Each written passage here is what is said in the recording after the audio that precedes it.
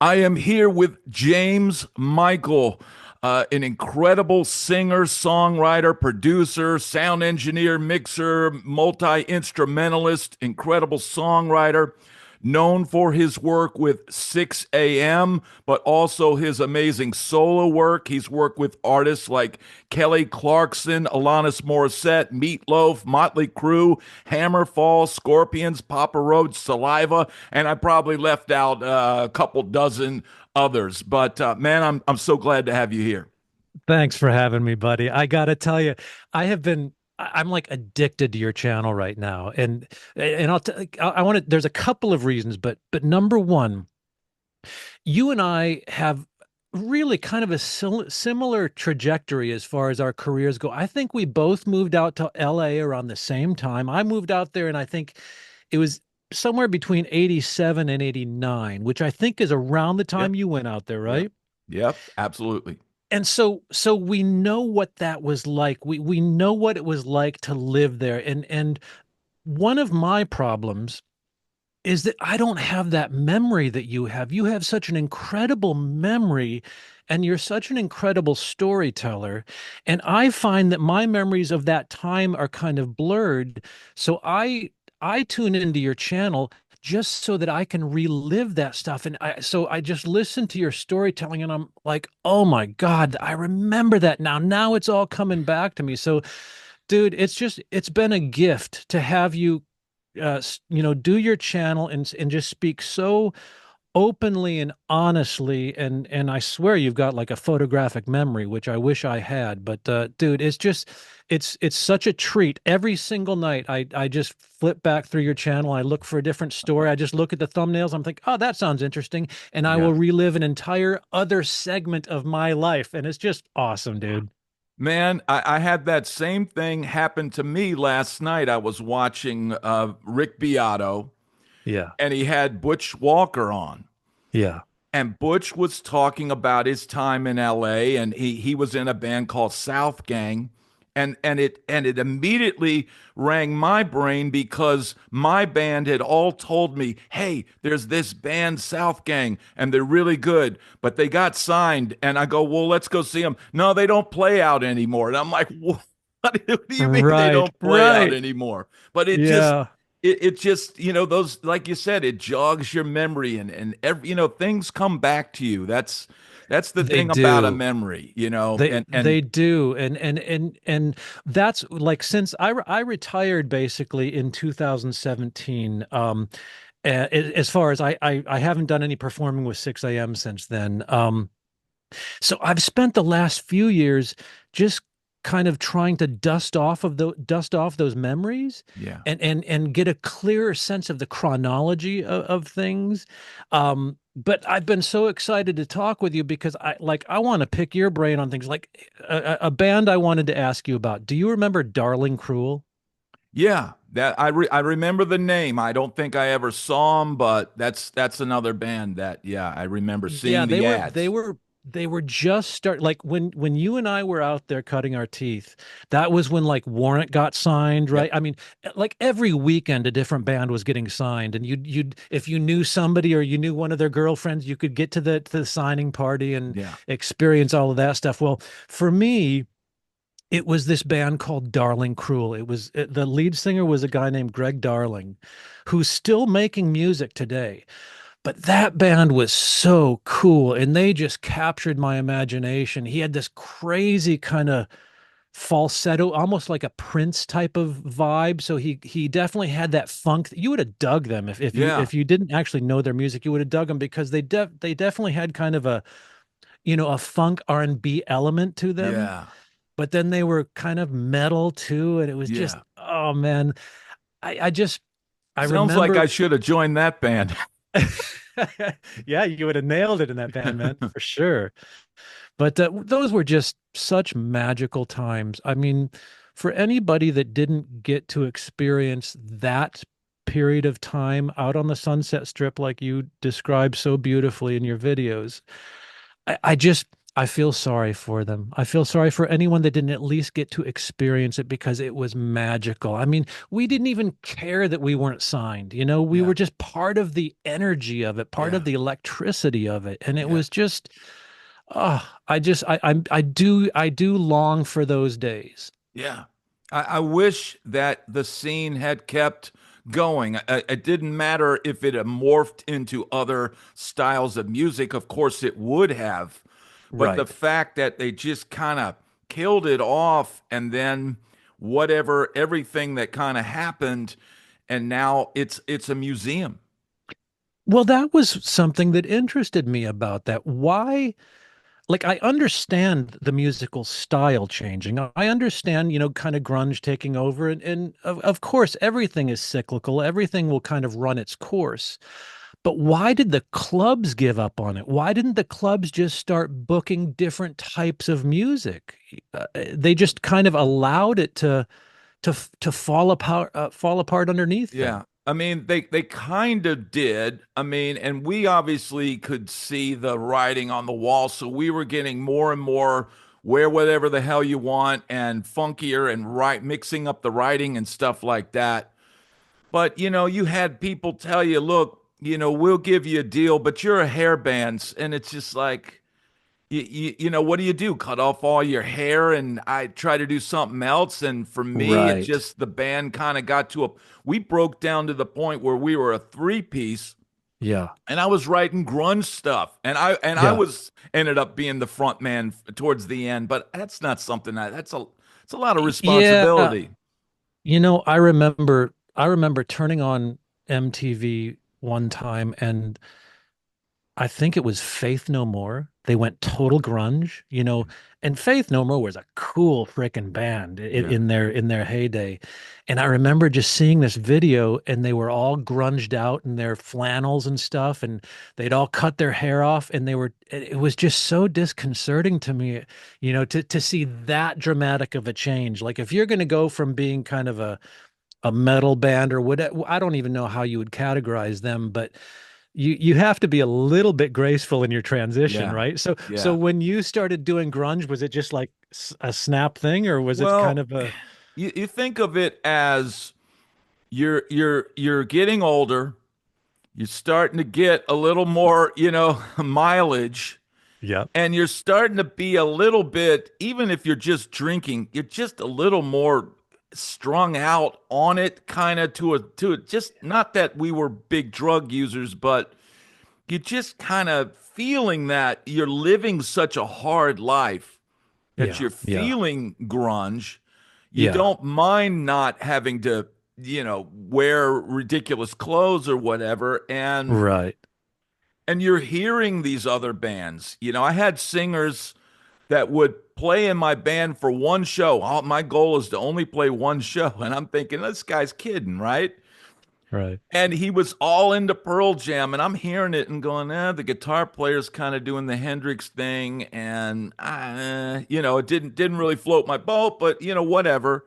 But yeah, you're kind of feeling like, look, those guys were glam. Alice in Chains was a glam band before they were Alice in Chains. It's just a right, natural thing of let's just start looking like crap. Let's start wearing our practice clothes to the yeah, gig, yeah, yeah, and roll out of bed and play these shows about kind of being down and out because after a while, man, it's hard to pretend like you're on top of the world when you're scrounging for some top ramen. yeah. That's a good point. That's a good point. And I do remember that period of time because, well, now you got out of LA pretty quick, right? What year did you move to Nashville? 94. 94. Okay. I didn't move to Nashville until 2008. Wow. So I stuck it out in LA. Yeah. Um, so I definitely, watched that go from what it was when we first got there, where it was just, again, I can't describe it. It was magical to be on Sunset Strip. To just being like any other street in any other town, literally no music vibe whatsoever. It's crazy how that Yeah. happened. Yeah. Yeah. But But so you moved to Nashville in 94. And, and did you like when you did that, you were a hair metal guy at the time, right? I mean, so what was that like for you when you got to Nashville? Because I know when I got to Nashville in 2008, and I was kind of like the rock dude, there was always that fascination, and oh, he's the rock guy, maybe if we write something with him, his rock stuff will off on us, Yeah. But in 94, what was it like then? Were they even open to that at all? No, no. For me, I just kind of got back to being a muso, Yeah. and going back to my college and high school stuff where I played jazz and funk and kind of that thing, and came to town and called up some of my muso friends, and they said, "Hey, there's a smooth jazz gig, this Friday, and it pays $100. You play guitar." And I'm like, "This is what you do." And I'm like, "This is surreal though." So I So pulled, were you like, I mean, because I listen to jazz now, but I didn't listen to jazz back then. Was that just like, holy shit, can I do this gig? Or did you know you had the chops at that time to do it? I knew that I could do it because it was smooth jazz, which is Okay. not the heavy duty bebop, super fast, million Right. chord changes. Smooth jazz is like a couple of chord changes, funky strat like clean tones, Yeah. cool little octave solos and stuff like that. Just tasty.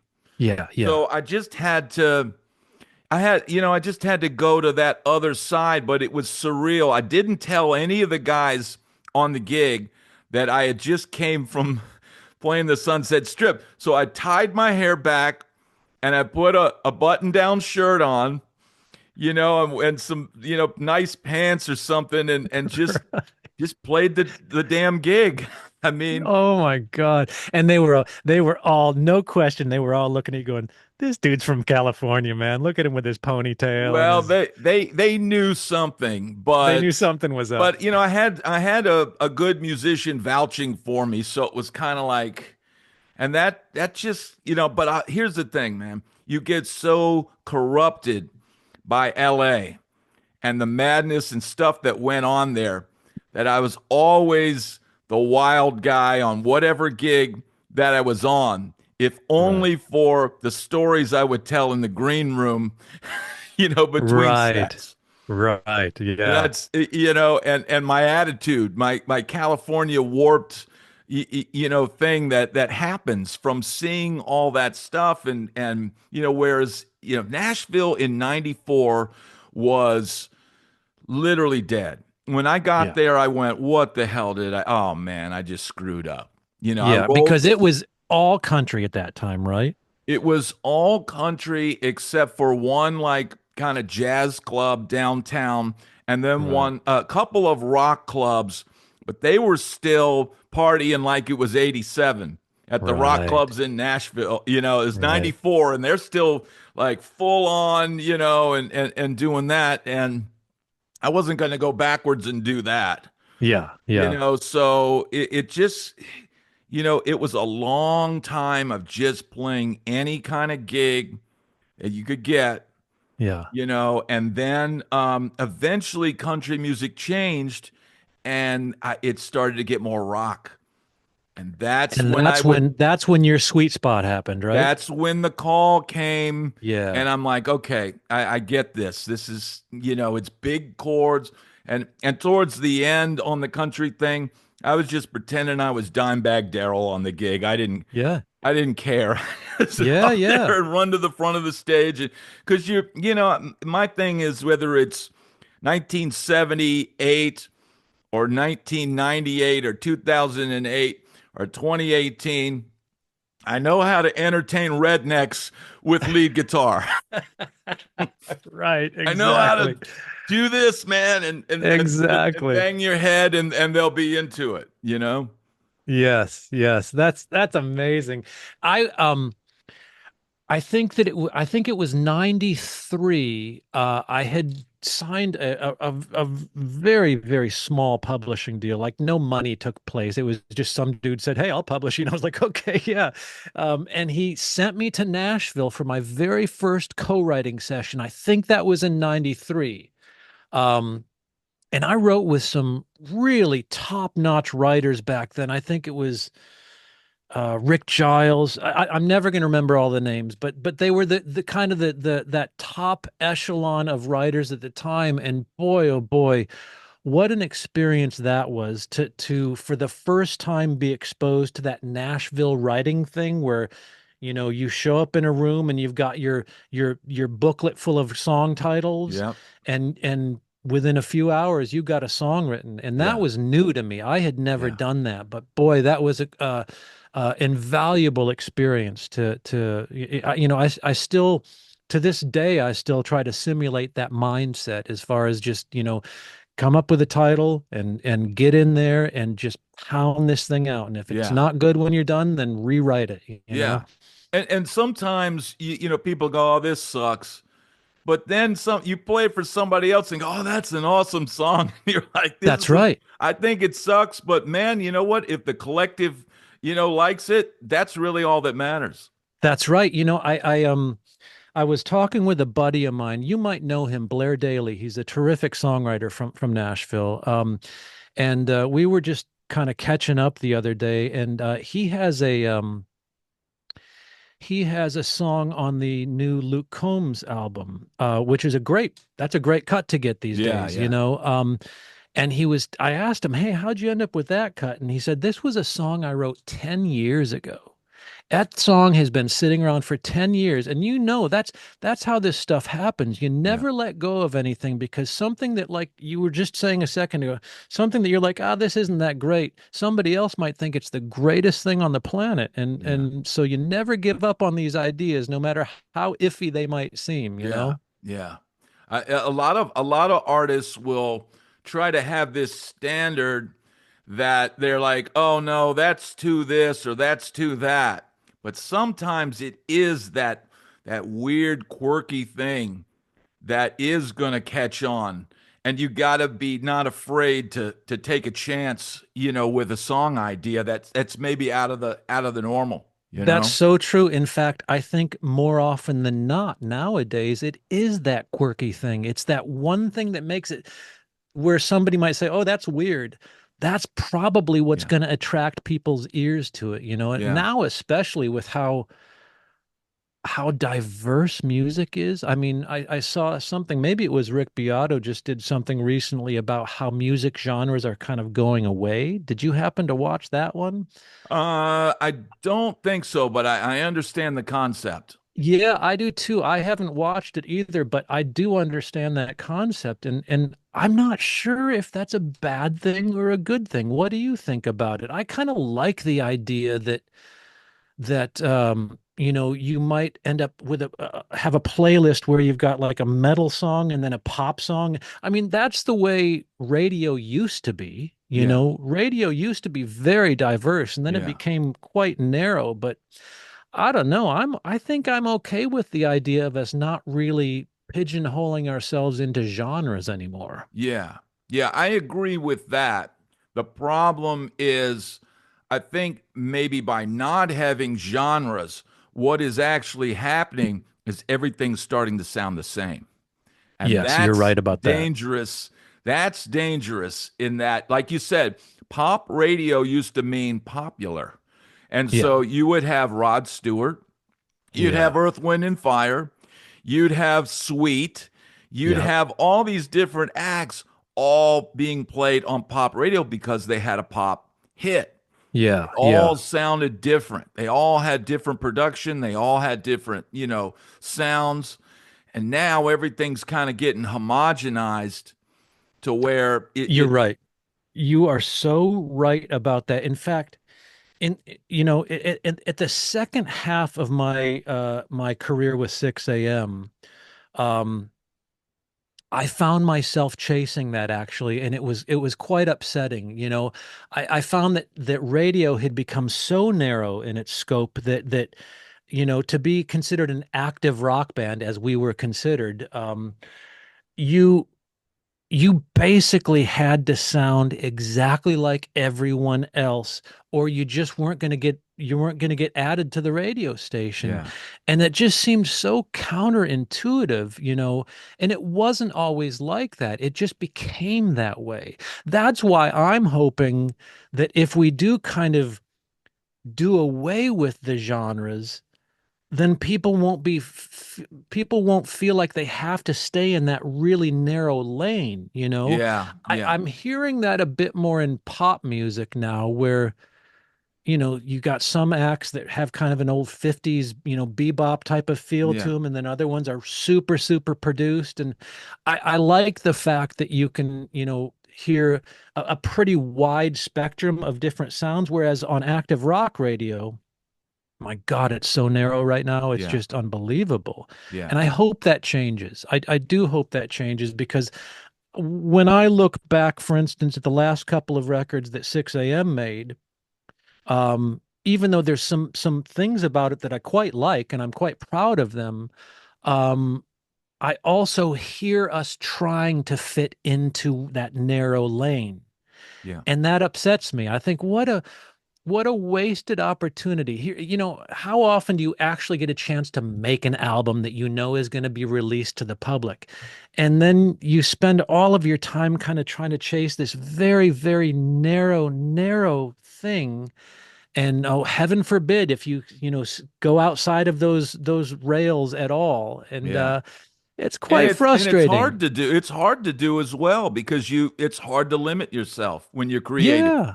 It is. It's the last thing you want is to limit yourself. I Yeah. mean, we all have to have parameters that we stay within, but yeah, you don't want to be second guessing yourself all the time going, well, does this sound like, whoever's at the top of the charts Yeah. right now?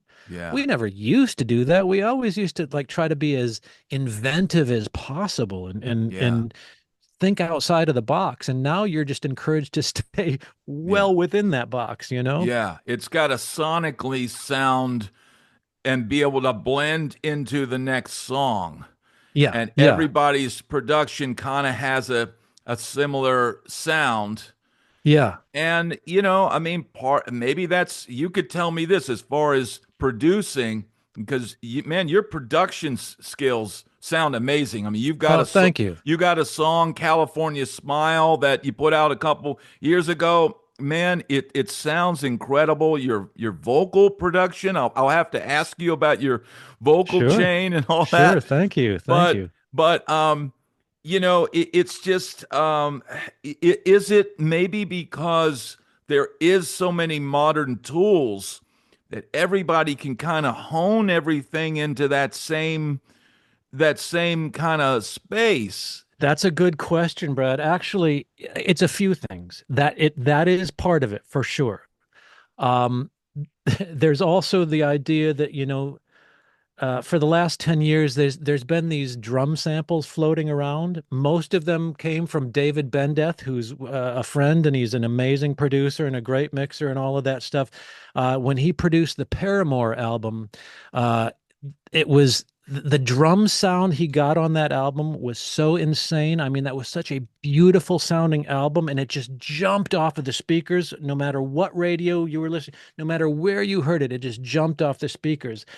And he had a kick and a snare sample that I don't know if somebody leaked them from him, but somehow they got out into the public domain, Wow. and we all just clamored for that Yeah. kick and snare sound. And Yeah. if you, I've made albums where that kick and snare is on, it's on albums that I've made too. Yeah. Everyone was using that, and all of the sudden everything started sounding the same. And it's not just David's samples. There were other samples that Yeah. were quite popular at the time. I know Chris Lord-Alge uses certain samples that, we all have our go-to samples. But I think that did play a part in it for sure. All of the sudden, every drum sound started sounding the same. And it was easy to do because you were no longer dialing in drum sounds. You were just popping a sample on top of it, and there it is. Yeah. You're good to go. But I'll tell you the other part of it, as far as from a production standpoint, that I found quite frustrating when I was doing a lot of producing. It was just the influence that the record label has, and the influence that the managers have, and the influence that even the lawyers have. Everyone is chiming in, everybody has an opinion, and those opinions get way too invasive. I remember I was producing this killer band from Nashville once, and we were producing it out in LA. And I mean, it was just a killer band. Um, and I had tracked, I think, 16 or 17 songs. We had rented all these, you would have loved it. We rented all these vintage amps, vintage guitars. It was just a beautiful session. It was Yeah. just one of those sessions that I would wake up every day and I couldn't wait to get to the studio because we were going to be using this new amp or this, Yeah. this vintage thing. And I got fired off of that album because the A&R guy uh, wasn't sure that my guitar tones were right. Oh my And God. it was just one of those things where I listen, like I still have that album and it's amazing. It's so beautiful.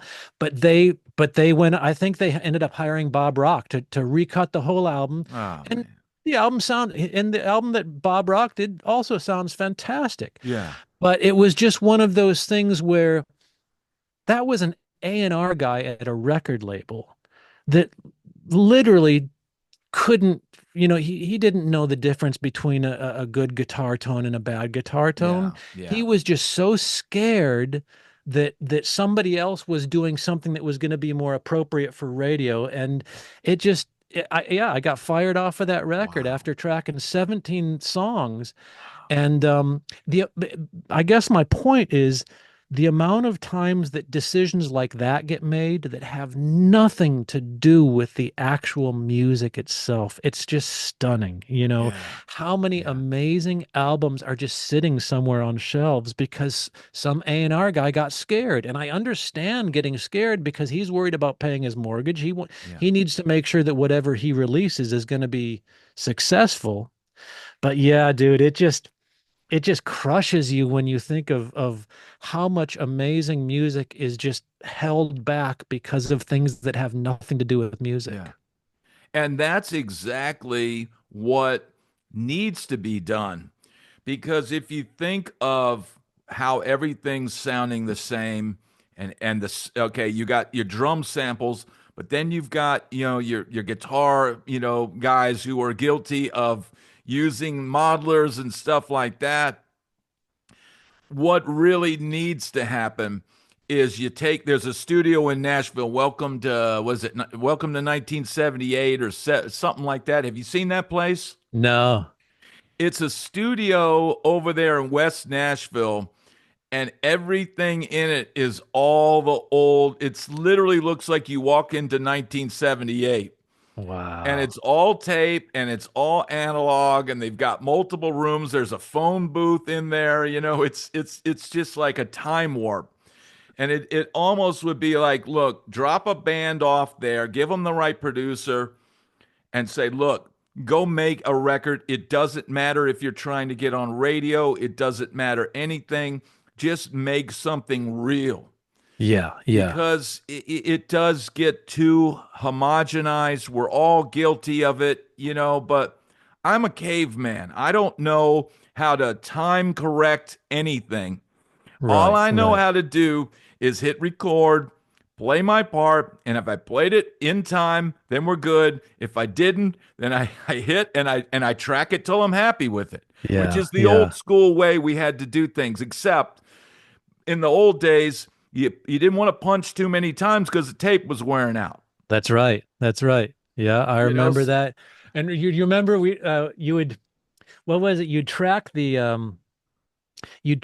hi-hat on like track one because it was at the edge of the tape and it yeah, wouldn't bleed through as much into the yeah, other tracks. I mean, there yeah. were so many things about tracking on tape that were, I mean, I remember sitting in editing rooms with razor blades and scotch tape and Oh yeah, editing tapes together.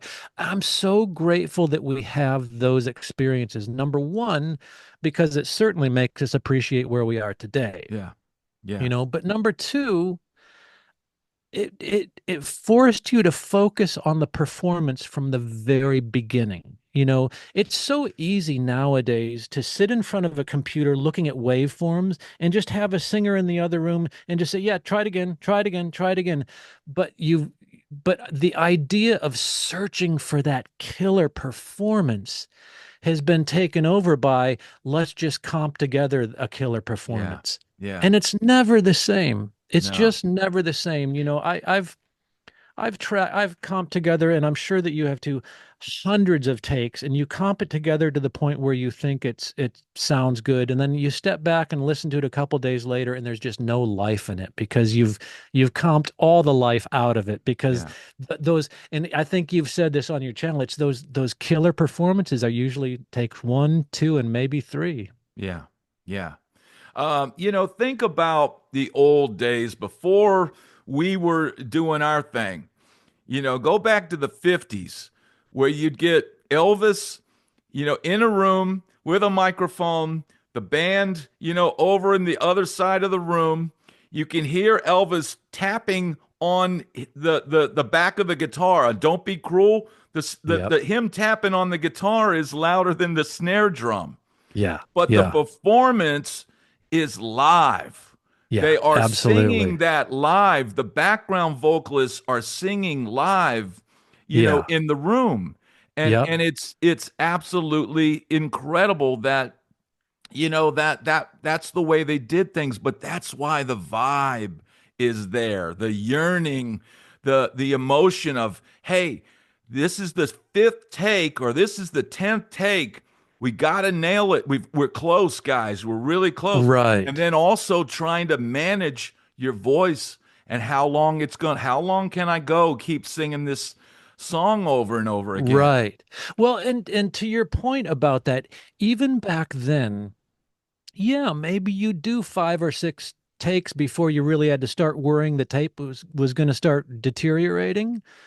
But every one of those takes, you were getting some type of guidance. You were saying, "Hey, let's try this again, but at this section, let's pick it up a little bit, or at this section, let's be a little bit more dynamic."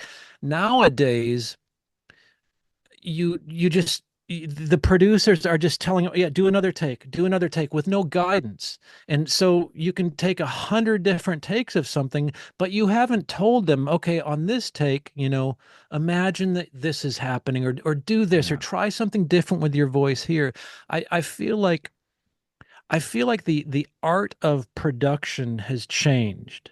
And I know that's a pretty general thing. I know that there are really good producers out there that are still pushing for great performances, but I don't hear that in today's music that often. Do you? I Yeah. don't hear that shining through in today's music. I don't. When was the last time that you listened to a mod? Boy, we're sounding like old dudes right now, but that's okay. We are old dudes, right? Yep. When was the last time that you turned on a new piece of music and were like, "Oh my God, that performance is unbelievable." I can't think of a time recently that I've had that. And I know there are bands out there Yeah. doing it. Maybe I'm just not dialing into them. I don't know, but it's even I would say, models, images that we had, when was the last time you saw an icon like Cindy Crawford, who was such a huge icon? Yeah. But listen to the music from a music perspective. People sing about sex now, but it's not sexy.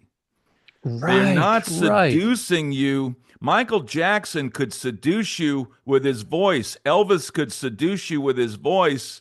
Yeah. Prince could seduce you with his voice. David Lee Roth could make you want to pound a keg and, meet around back for a doob.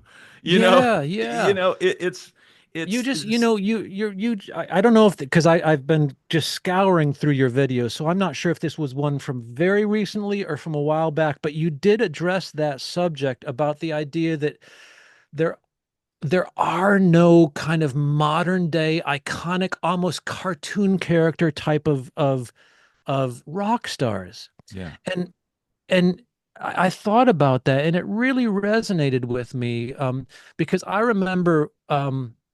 even when 6 a.m. was just starting to take off and we had to go out and do our first tour, Nikki, who just had, just infinite experience Yeah. being a major rock star, he used to kind of sit me down and we would sit in our rehearsal studio looking at the stage, and he would say, "Hey, James, it's all about shapes." And I was like, "What do you mean?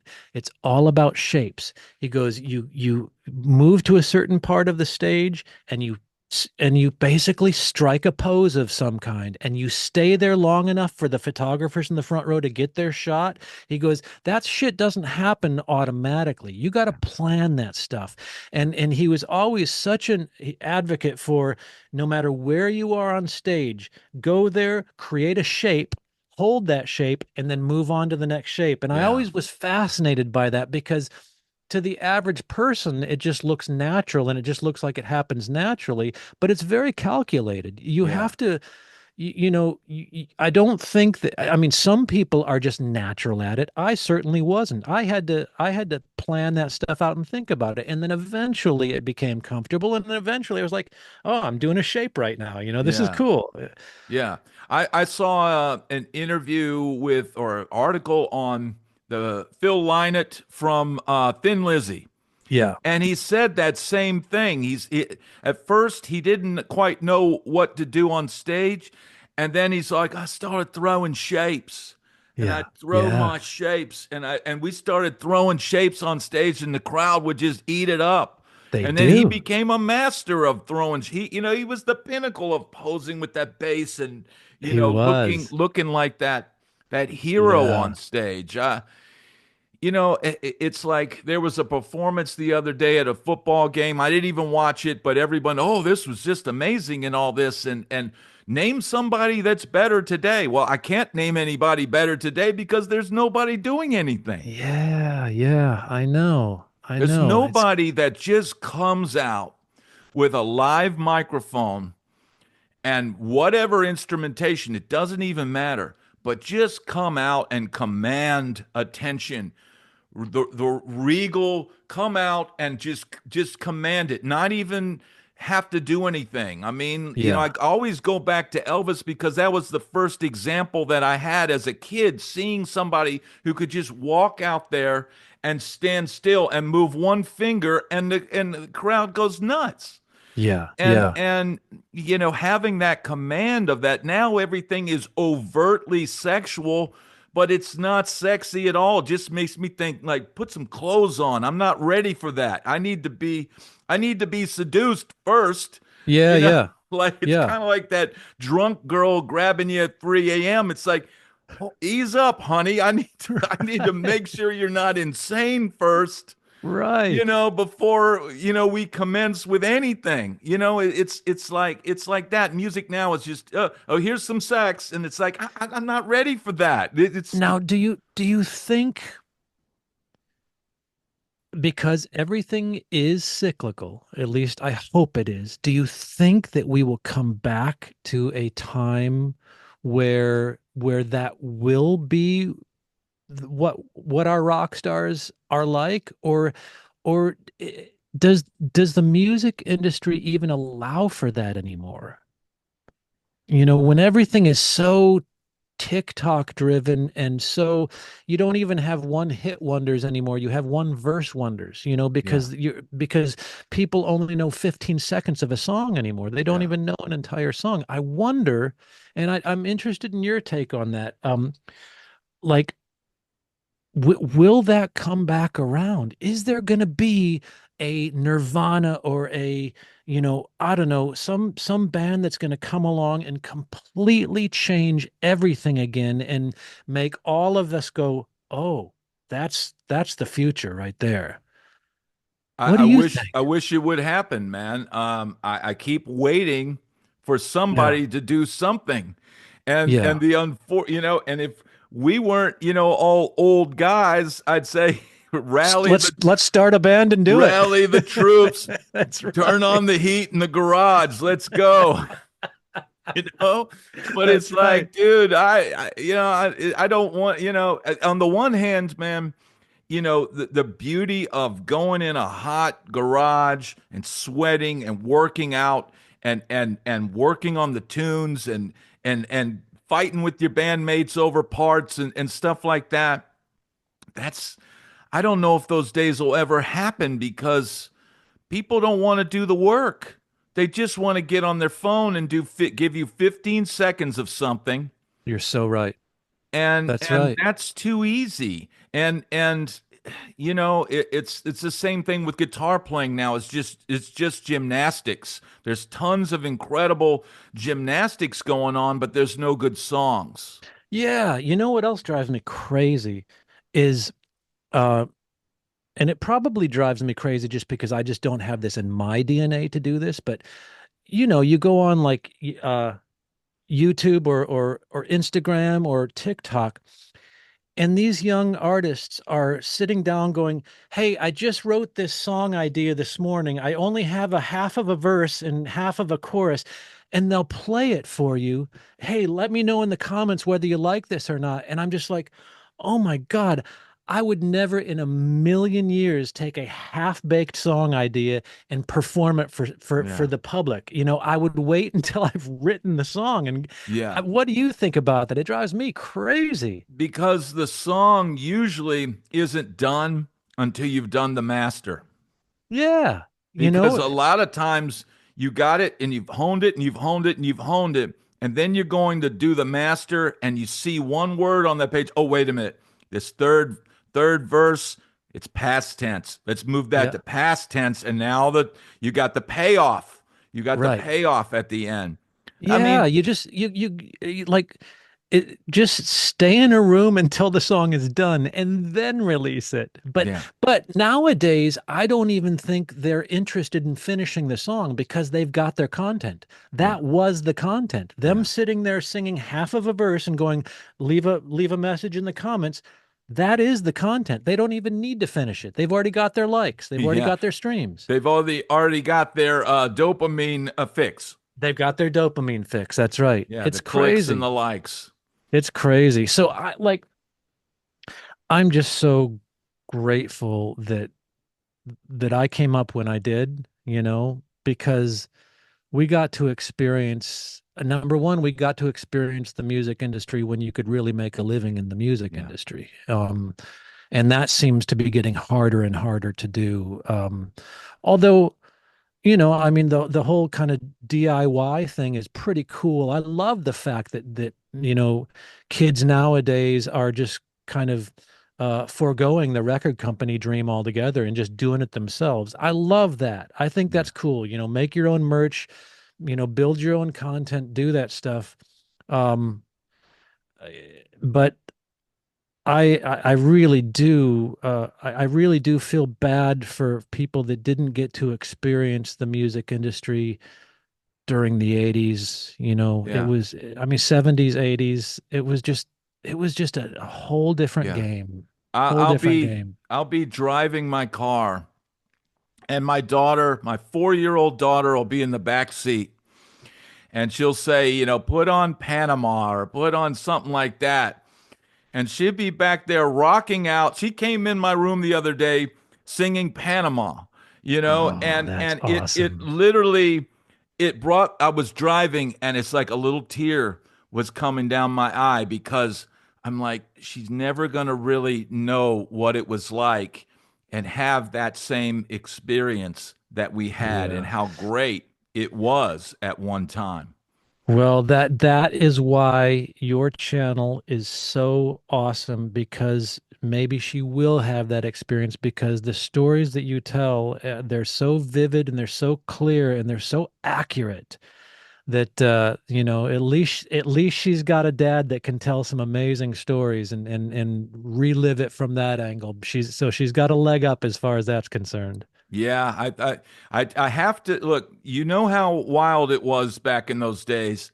And YouTube has limits as far as what you can get into. And Yeah. frankly, there's some things you just better left, in the back of the Yeah. mind. Yeah, better But left for when the record button is not on. yeah, but It's a moment in time that nobody can really know what it was like unless they were there. Now, downtown Nashville right now is absolutely insane. Yeah. There's 300 stages, someone said the other day, downtown. At 300. 300 stages, someone said. And so, because you figure each one of those buildings sometimes has 3 or 4 stages. The Yeah. first floor Yeah. stage, second floor stage, third floor stage. But it's all guys playing cover songs. Yeah. And Yeah. and there are some young. Here's the thing, man. I talked to a guy that a rocker guy. It's a little bit younger than me, but he's down there playing, and he says there's these 20-year-old kids, 30-year-old kids, and they're down there playing, and they know all the old rock songs, and they're shredders, and they're all this. Like maybe their parents or their grandparents would play that stuff for them, but because there's no LA anymore, they're having to go to Nashville. But when they get to Interesting. Nashville, they've got to play 5 to 6 to this guy plays 7 nights a week on Lower Broadway. He's 50 years old and it's off season right now. So he's making about 175 a night.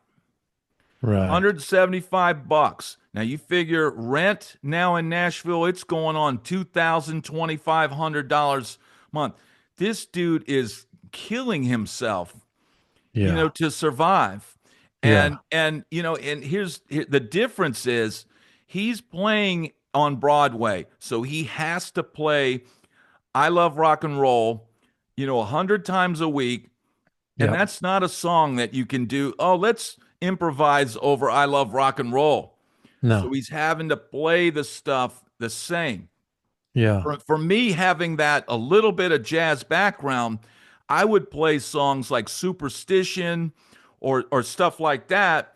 And we would improvise. We'd take a solo. You play. There's no solo on the record, so improvise solo, and you could not get bored of playing the same things. But Yeah. there's no other place for these kids to go and do anything but go Yeah. and It's play very these limited gigs. now. Very limited. And And maybe you'd get a road gig. Maybe you play down there, but those the what those are paying as far as being a sideman in Nashville. It's a lot different than the LA. I used to hear LA, you'd get 1,500 a week.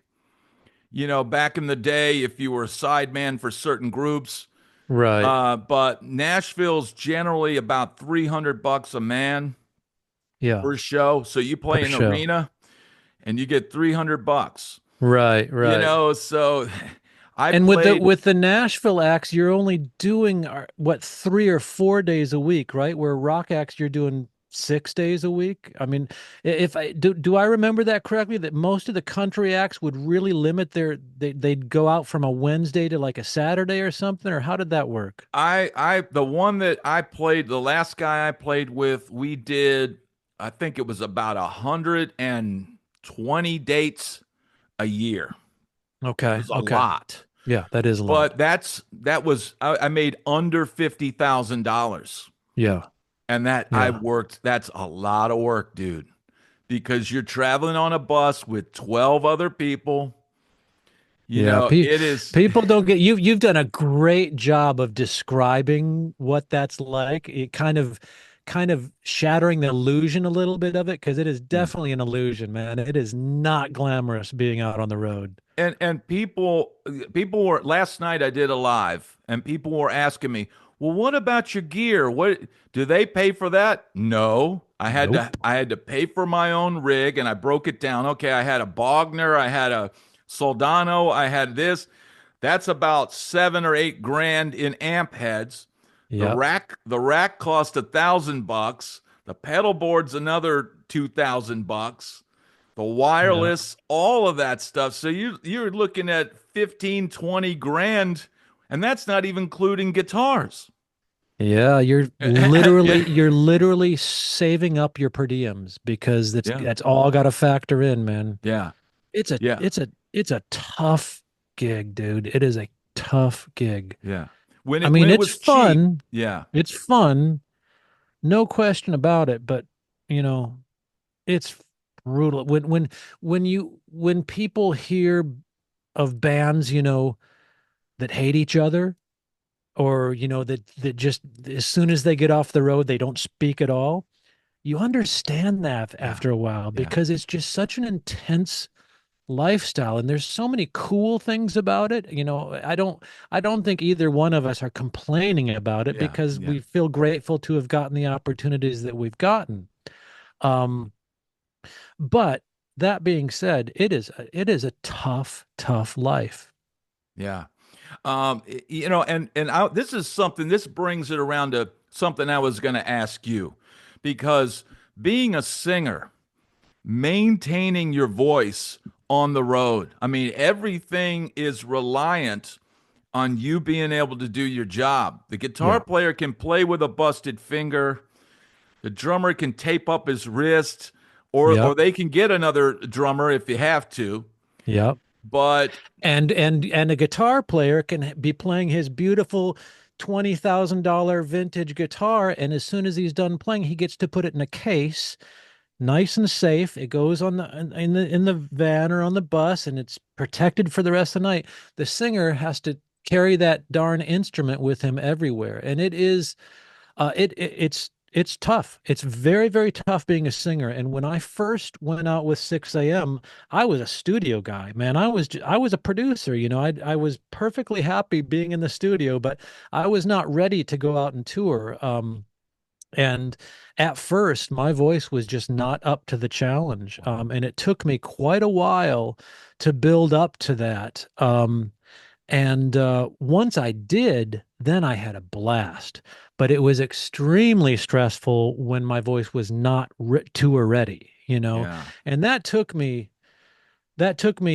several months. And my fortunately for me, my best friend and one of the background vocalists in 6 a.m. was also my vocal coach. So she toured with me. So I constantly was being monitored and I was wow, constantly being coached. So that helped a lot. And she literally taught me how to be a touring singer. Um, but to your point, uh, it requires a lot of maintenance. And if I were to be any band member again, I would never be a singer again. It was just way too much stress, man. Way too much stress.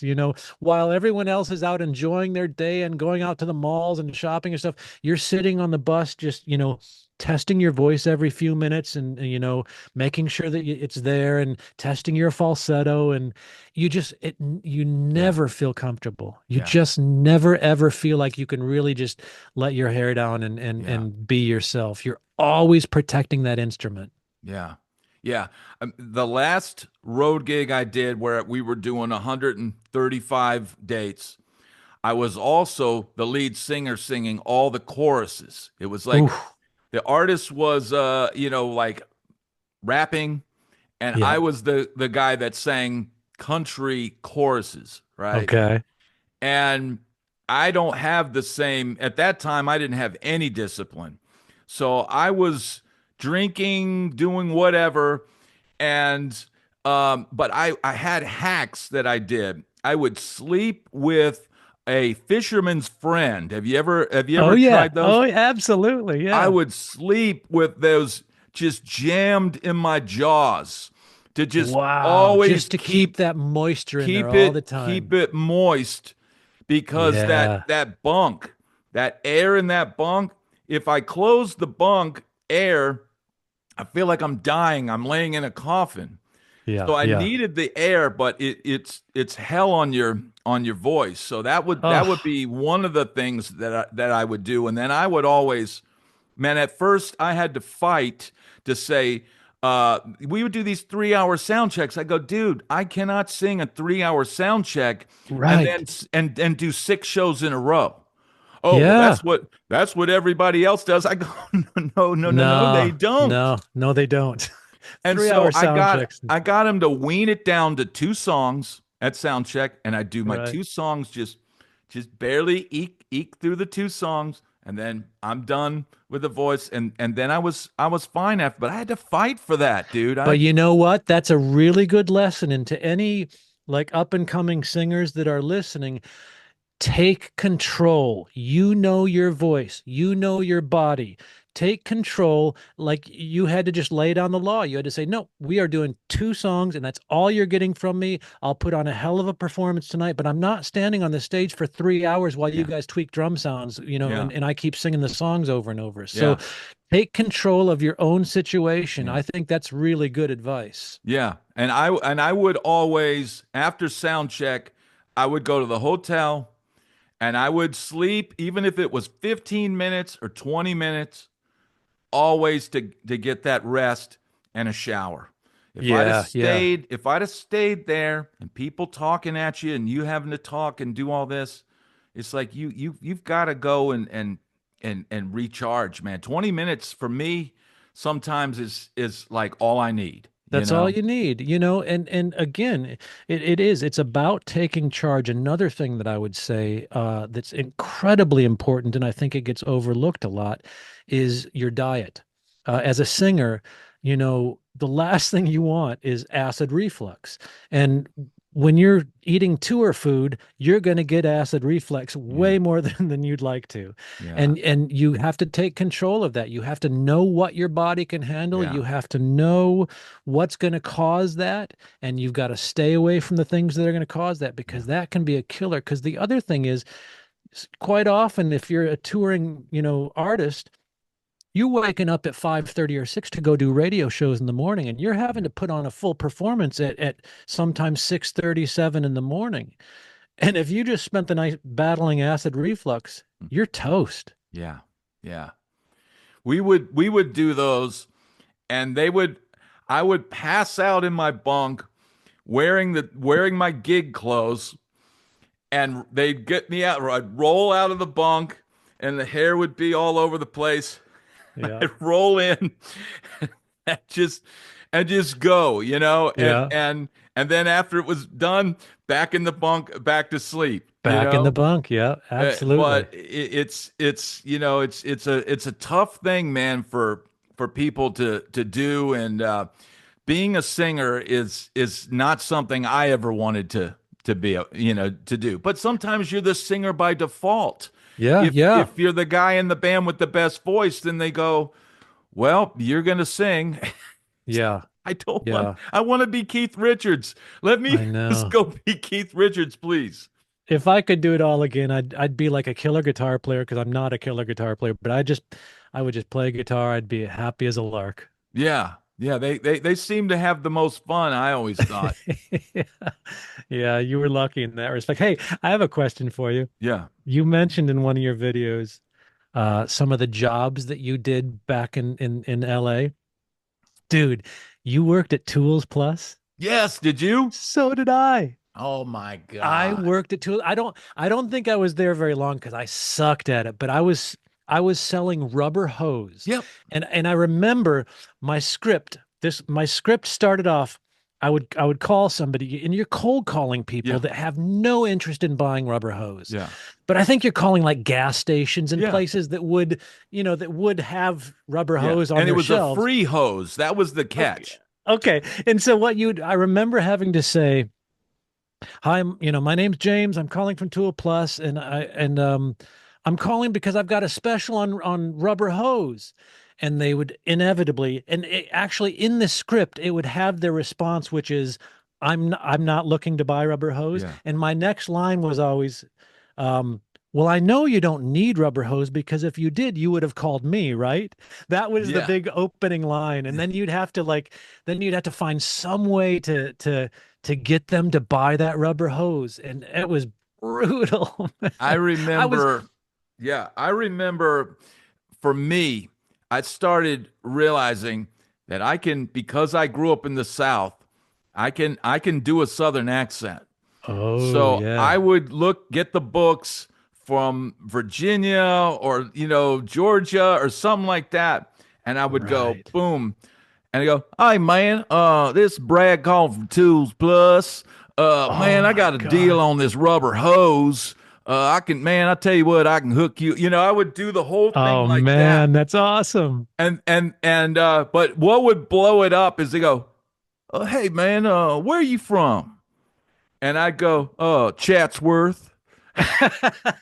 You go, Chatsworth, where's that? Right. California.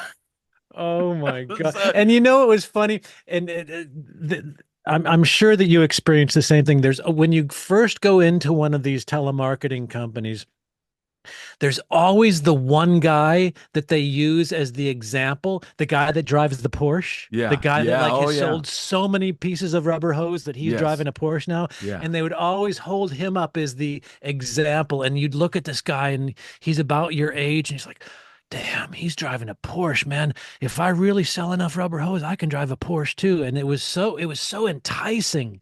That's how they kind of yeah. got you to commit to that. Yeah, that wasn't the worst of those kind of gigs, but for me, once I didn't have the guy, we had a guy that if you got somebody interested, it was a black guy, I remember. I don't know, it was and he would come over and they go, "Hey, I got one."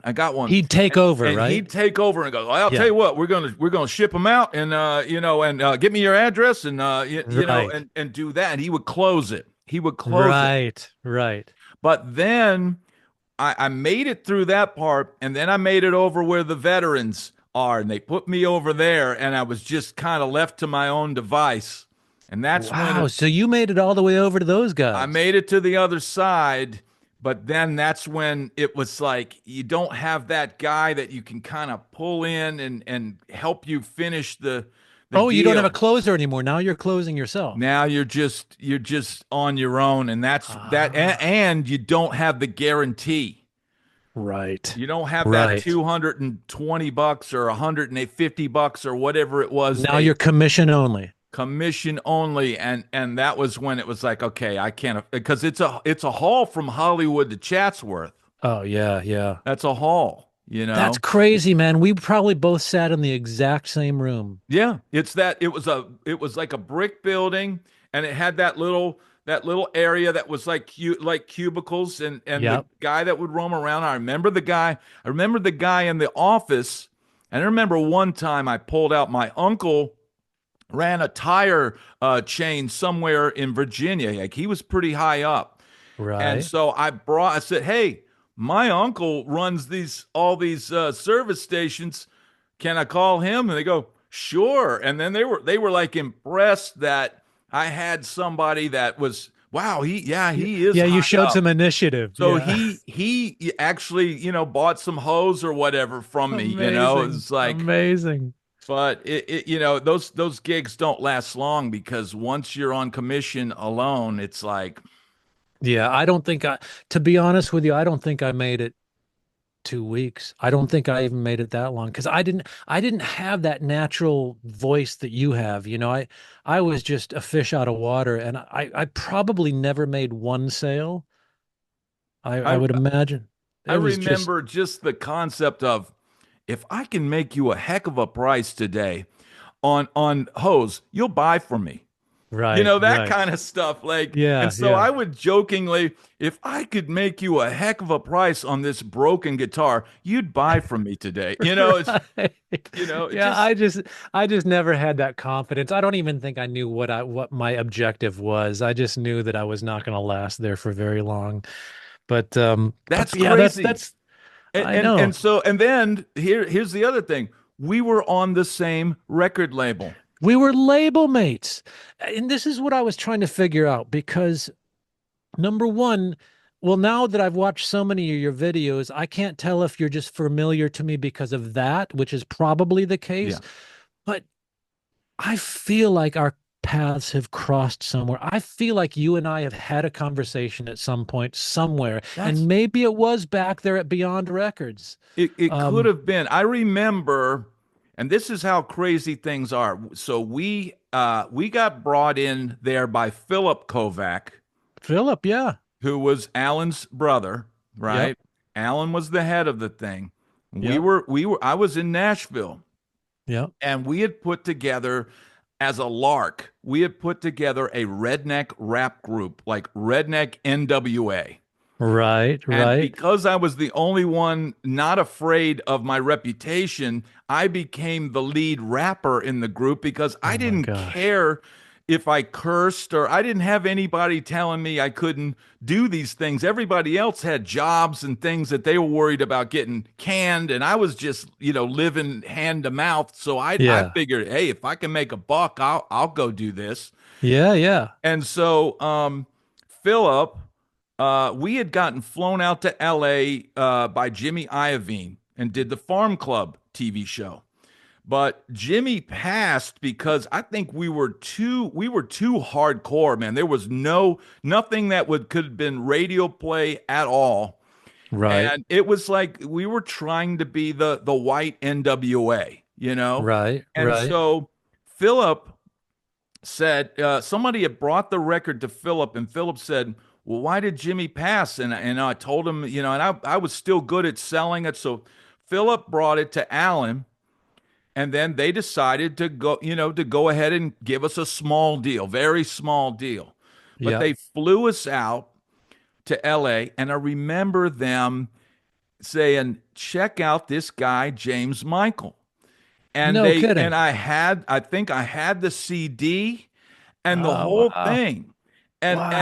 And this dude, this is probably around what, 2000 or 99 or I somewhere feel like like this that. was 99 or 2000. Yeah. Yeah. So I Wow. remember you from back then. So I've followed, I knew that you kind of, I could tell you got hooked up with the Motley Crue guys Yeah. because you wrote songs for New Tattoo, Yep. and it would kind of follow along, even though Beyond Records folded shortly after we got our check. The label folded. Oh, so you didn't even release a record on Beyond. We didn't. They signed us. They gave us a check, and then it was like, Let me the. guess, was it a $15,000 check? I think it might have been a little bit more than that, but not My much. my deal was only 15 grand. I'm Well, I'm we pretty we had sure. two But you were a guys. band, yeah, so We had okay. two guys. Right, right. So maybe it was 30. It might have been 24. It Right. might have been. It But might you have know been. what? I loved because Beyond Music was kind of built off of, if I remember this correctly, Blondie. He had Yep. released that Blondie song, that album No Exit, and that thing just exploded. What was it, Maria or something? And Yeah. that really Yeah. gave him the credibility to run this, to kind of build this company. And Alan was a really, really smart, clever guy, difficult to get along with at times, of course, but really had great ideas. And so he, even though Beyond Music folded, and I think there were a number of reasons that that happened, then very shortly after that, he started building up another company, which actually, if I'm remembering this correctly, is what 6 a.m. ended up putting their albums. We ended up putting our albums out on his label, whatever. What was that called? Oh, 11/7 was it? Yeah, 11/7, 11/7 or something something like like that. that. Yeah. But th I remember probably right around the time that you got signed to Beyond, he had just opened up this entire second floor of this building, and it was all broadband. And at the time, I didn't even know Wow. what broadband was, but he was so ahead of his time. He knew back then, this was long before the internet was anything. And he was like, this is going to be the future. And he just Wow. he just built this entire floor of like all these tech people. And I always thought, that really, I never saw that coming, and sure enough, he was right. Yeah. Is He he was a still smart guy. around? Is he Oh still? yeah, yeah, yeah. I would imagine that he is probably getting ready to retire soon, but he has Motley Crue out on the road right now. Yeah. Yeah, he has done so much. He's really for the last 15 years, he has owned active rock radio. I Yeah. mean, his bands are at the top of active rock radio charts all the time. Yeah. He's been pretty amazing. Yeah. And okay, I'll ask you a crazy question now. Yeah. The phone rings and they need somebody to fill in some shows for Motley Crue You and mean begin. on lead vocals? Yeah. Not a chance in hell. I wouldn't You wouldn't do it? I wouldn't touch it with a 10-foot pole. Now, and I will say this. Obviously I know all those guys very well, and I know John Five very well. Wonderful guy, and really doing a killer Yeah. job as their guitar player. And I know that there are issues between Mick Mars and the rest of the band. I love all of them separately. I know all of them individually, and I don't get into all of the Yeah. differences that they have. Um, I think that John Five beautifully took over that role, and I mean, there's I just can't think of a better guitar player on the planet Yeah. for that role. But there's something different about a singer replacing another singer, and I could just, even though I've got the range where I could do that, I would never make it sound like Vince makes it sound. He Yeah. just makes it. I mean, he makes it sound like Motley Crue, and I just think that I would. I just think that it's too risky of a job to try to take on. Yeah. You just know you're going to be disappointing 85% of the fans, and then maybe 15% will accept you and go, oh, well, at least we're hearing the songs. The songs sound Yeah. good and stuff. But I mean, I know what it was like being in 6 a.m. and having a bass player that's as famous as Nikki Sixx was. The amount of times that I sang to the side of people's heads because they were looking over at Nikki, Wow. Wow. it's real. And so Yeah. I I I I don't see an upside to taking a gig like that. Yeah. I just don't see the upside. I certainly wouldn't do it for the money. Yeah. I just, so I can't see any reason why I would take on something like that. Even, and my guitar player, DJ Ashba, went and filled Slash's slot in Guns N' Yep. Roses for many years. And I always admired him for the freaking balls it took to do Yeah. that. Can you Yeah. imagine that first? And I think his first gig was like in Rio or something. Oh And man. I remember texting with him, thinking to myself, because, I get really nervous before performances like that. Can you imagine the first time you got to go out in front of 60,000 people and play Sweet Child of Mine perfectly? Yeah. Yeah. I had a dream about a week and a half ago that I got the Guns N' Roses gig and they handed me a Les Paul and I go, but I don't know the songs. And they Oh, go, it's all right. Just go play whatever. just No, play anything. no. And it was like a nightmare because I'm like, I'm holding this guitar and I'm like, I never learned that stuff. I love it, but it's not something that, I played, living in Nashville. You're not, nowadays kids are playing that on Broadway. But Yeah, for the you have my literally just described my nightmare. That is my reoccurring nightmare is I'm standing side stage. I don't know if it's my band 6 a.m. or if it's some other band, but I've got to go out there sing. I don't know any of the lyrics. And they're like, just make it up. So I'm out there just like, in my dream, I'm just singing gibberish and it sounds terrible and everyone knows. And it's just the worst. I have that recurring dream at least a couple times a month. Oh my God. So that brings me to something. Okay. I talk about sort of like PTSD of being on the road and, getting back off the road. I've talked to a lot of guys and having nightmares of just the pressure of it. Did you experience that after a long run? Yeah, yeah. There was there were always just the normal built-in pressures of being a performer, especially being a singer. But then on top of that, it was all of the political pressures, the um the behind the scenes stuff, the dealing with record labels, because at the time I was touring with 6 a.m., I was still producing other bands, Wow. and my real passion was being in the studio producing bands, even though I had an absolute blast singing for 6 a.m.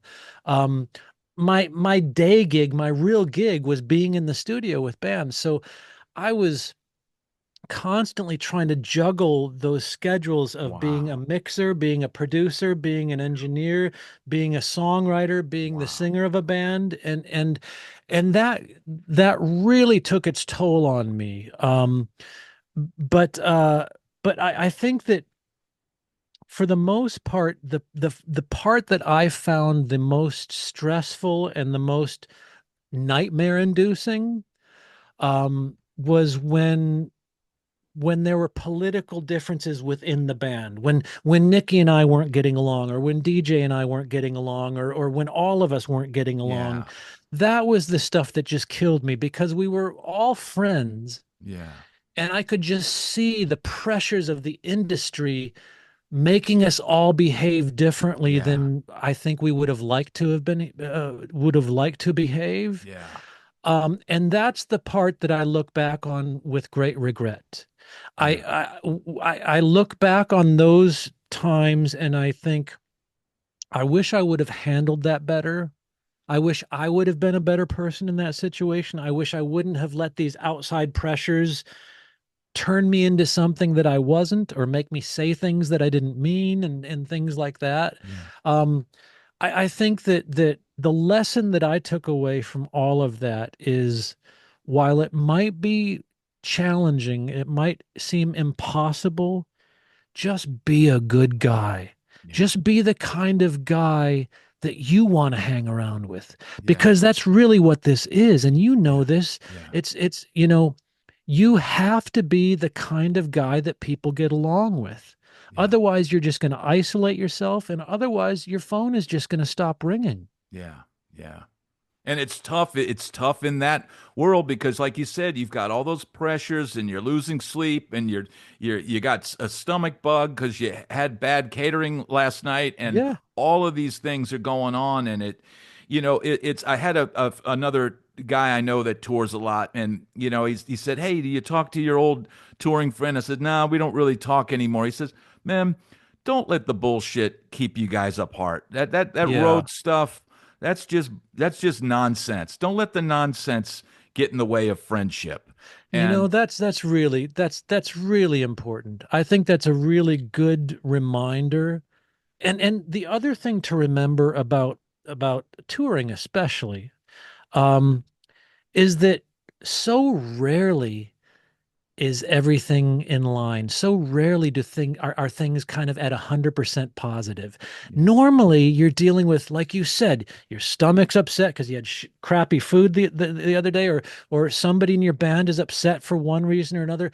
There, the amount of times that you walk on stage feeling 100%, you could count on one hand. yeah, Most of the time, you're going in there, with a limp, and yeah, that's just the yeah, way that you have to be able to deliver a great performance at 80% or at yeah, 75%. yeah, We just live in this constant world of feeling about 80% and yeah, just wishing that we could have one of those 100% days. yeah, But yeah. most days aren't 100% days. No. And the weird thing about performing is, and I used to tell people this, sometimes you get plenty of sleep, you went to the gym that morning, you ate all the right food, and you get up on stage and you just ain't got it. Yep. And then the next week, you might have stayed up all night, ate the wrong food, drank too much, did this, yada yada yada, show up at the show sweating profusely. But then what comes out, you're just like, where is Then this you're on coming fire. from? Yeah, then Where you're on is this fire. coming from? Because I didn't even think I'd be able to stand up here without puking. Right, right. And it's so, it's performance is a strange thing. And man, you just, like you said, you try to just always perform well at whatever you've got. You put it out there, and you want to know that at the end of the day, you put it all out there and you left it on the stage. That's right. I remember we were playing, actually we were playing a show in LA. It was our hometown show. And it was an arena out in San Bernardino or something. And I was I was still pretty new to the touring thing. And I remember in that performance, my voice cracked a few times. And I got off a stage and I was so frustrated. I was just defeated because right at these key moments, my voice had cracked. And I remember sitting back, uh, just in our dressing room with like my hoodie pulled over my head. And I think I was crying. I was so depressed. And both Nikki and DJ came in and sat down next to me and they're like, dude, uh, you got to take your producer's hat off. You are no longer a producer, you're a performer. And those people out there are not looking for perfection like they look for from you in the studio. They're looking for passion. Yeah. And that was such an eye opener to me. And it immediately kind of calmed me. And I thought, okay, that makes sense to me. I'm Yeah. not a producer anymore. Yeah. I'm just out there. I'm just one of the guys. I just, Yeah. it's And hit or it's miss. real. It's And it's real. real. That's right. That's And right. that's what made that performance great is, you know what? You soldiered through it. Yeah, that's exactly right. So, yeah, a lot of just amazing lessons like that, and I'm just like I'm happily retired. I don't miss it at all. And that actually something I wanted to talk with you about because you were in one of your videos you were talking about retirement, and I agree with you. Your idea is you never truly really fully retire. If you're a musician, it's just in your blood. Yeah. And you're so right about that. I live over here in Derry in Northern Ireland now, Wow. and from the business, I'm completely retired. I don't take a paycheck anymore. Everything that I Wow. do is volunteer, and I'm Wow. volunteering at this local performing arts center called the Nerve Center here in town. And there are so many incredible young talented kids, and Wow. what I'm doing is I'm teaching some mixing classes and some producing classes, and just trying to share my experiences with these young kids that are just starting to kind of blossom, Wow. and it's so rewarding, and I love it so much. And one of the things that I have to kind of constantly keep in check for myself is that I'm sharing mostly positive stories. I don't want to jade them because I'm as jaded as the next person when it Yeah. comes to the music industry. Yeah. So I have to kind of, make sure that I'm, focusing on the positive things, but it's been a wonderful experience. And back to your point about retiring, you're right. When you've got this in your blood, when you do this, when it's what's been driving you since we were just kids, it doesn't leave you. It just takes on different forms.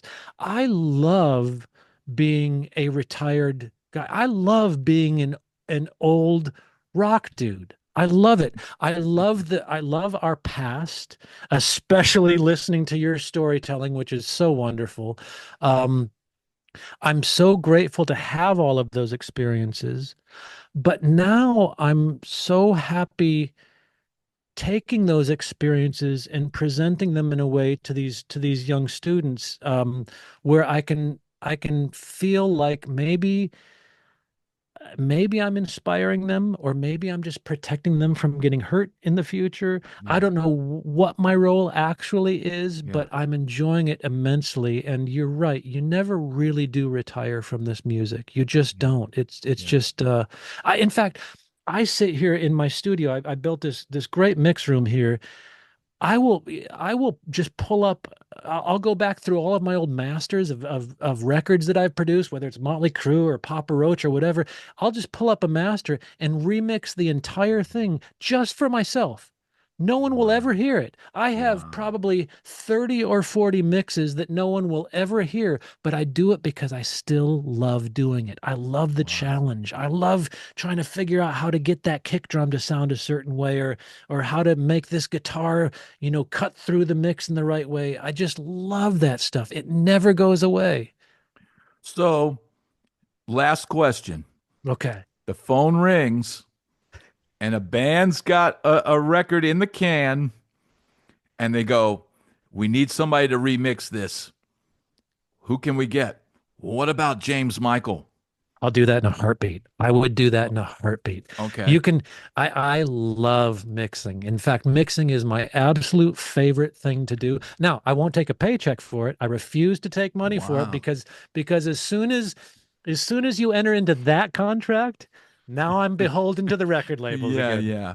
But Or I will absolutely, dude, if you got a song you want me to mix, just send it my way. I'll mix it for you for free. No questions asked. don't No tell. I questions. might have to delete this. Don't tell anybody.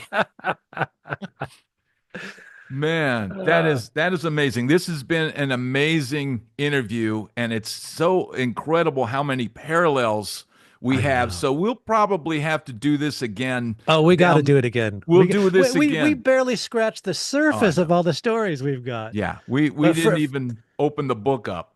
I know, I know. Man, thank you so much. This is going to be incredible. I'll probably air this next Sunday. Awesome. And man, this has been incredible. And I look forward to, we got a new friendship here. I love it. I'm a huge fan, Brad. Thank you so much for having me on. I'm honored to be a part of this. And by the way, you're exploding, dude. This thing is gonna go. You just Well, keep at this stuff. please. You're gonna give Rick Beato a run for his money. I would, dude, I would love that. I would absolutely love that because I love Rick. I love YouTube, man. I just Yeah, love it. And it's you know, awesome. I don't have a choice now. I have to make it. Yeah, yeah. I get So it, man. I that's my get it. motivation. I Well, have to. you have found another calling. You are exceptional at this. You are so good at it. Your storytelling, I only know a few storytellers in my life that I think are at your level of storytelling. So keep Wow. at it, buddy. It's Thank you. just it actually is it means a lot to me. I look Man, forward to every one of your videos. thank you so much, dude. As they say, dude. Dude, Dude, thank you and have a great evening there in Ireland and I'll talk to you again soon. you got it, buddy. Great to talk to Thank you. you, brother. Have a good Bye-bye. night. You too.